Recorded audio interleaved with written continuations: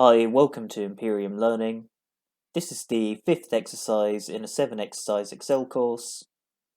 In this video now, I'd just like to set out some of the prerequisites that you'll need in order to get the most out of this exercise.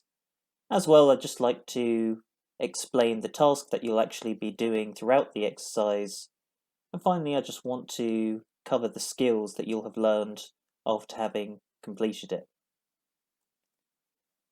So first and foremost, the prerequisites.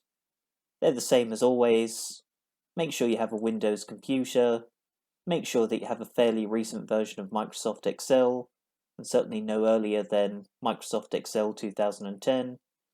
And finally, and bear in mind this is an optional prerequisite, complete the first 4 exercises of this course, because I'm going to assume that you're already familiar with the keyboard shortcuts outlined in those videos. Now, getting onto the tasks then, what are we going to be doing?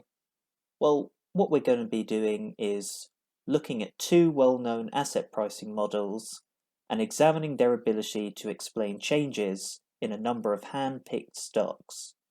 So the 2 asset pricing models that are going to be covered in this exercise are the capital asset pricing model and the Fama-French 3-factor model.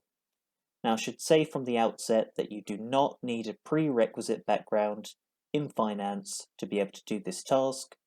The reason for this is that I'm going to be explaining the asset pricing models conceptually before moving on to the actual practical task in Excel.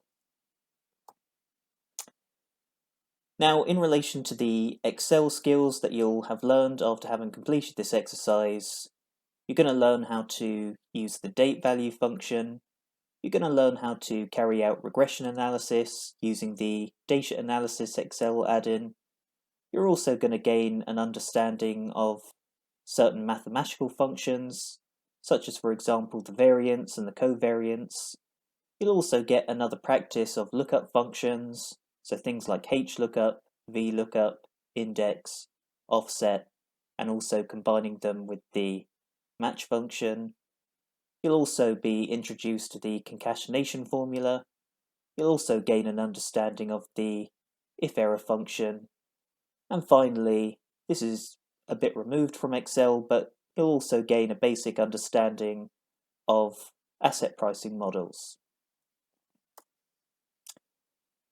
And the last thing that I'd like to say before concluding this video is that in order to get the most out of this exercise, you're going to need to download an Excel file that I've prepared for you, so that as I show you how to do certain things in Excel, you can pause the video and then do them yourself in order to get the best learning experience.